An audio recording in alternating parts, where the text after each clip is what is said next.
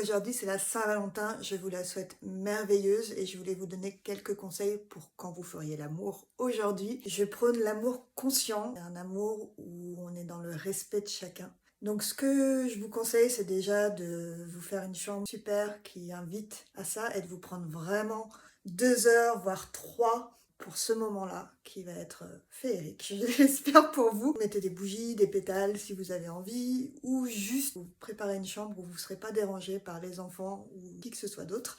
Et vous allez commencer par vous faire un massage total. C'est-à-dire, vous prenez le temps et le maître mot, c'est de ressentir. Ressentir absolument tout. Quand vous passez le doigt comme ça sur le doigt de l'autre, eh ben, il faut qu'il soit dans le petit millimètre là où vous le touchez en fait. Vous prenez de l'huile d'amande ou de l'huile de massage, peu importe, vous allez à la pharmacie du coin avant, et vous vous mettez à masser l'autre. Mettez des couvertures ou des serviettes pour pas que ça tâche votre lit. Et vraiment, choisissez l'ordre dans lequel vous voulez faire ça. Peut-être la femme d'abord, l'homme après, et allez-y doucement. Vraiment, prenez le temps de faire du bien à l'autre, de vous faire du bien à vous-même, pas en plein milieu. Ah bah non, finalement, on va pas te faire ton massage parce que j'ai trop envie. Non, respectez que chacun prend le temps pour l'autre, de lui donner quelque chose et que chacun puisse être vraiment dans le ressenti. Et une fois que vous avez fait ça, que vous êtes prêt, si vous avez fait une demi-heure de massage chacun ou 1 heure chacun, voilà, ça dépend des gens, mais essayez vraiment de faire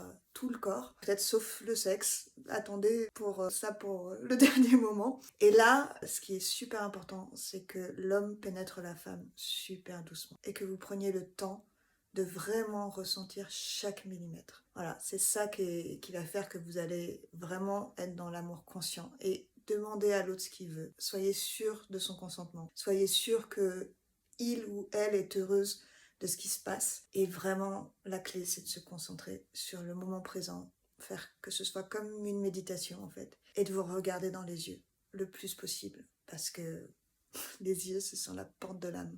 Voilà, donc je vous souhaite une super Saint-Valentin, vous m'en direz des nouvelles demain. Si vous voulez plus de renseignements, si votre femme elle est anorgasmique, c'est-à-dire qu'elle ne peut pas avoir d'orgasme, si vous voulez savoir comment moi j'ai réussi à devenir vaginale et comment faire en sorte que votre femme devienne vaginale si elle ne l'est pas, je vous conseille de lire mon livre Enfin vaginal pour qu'enfin vous puissiez découvrir ce plaisir qui est divin et que vous connaissiez l'extase totale.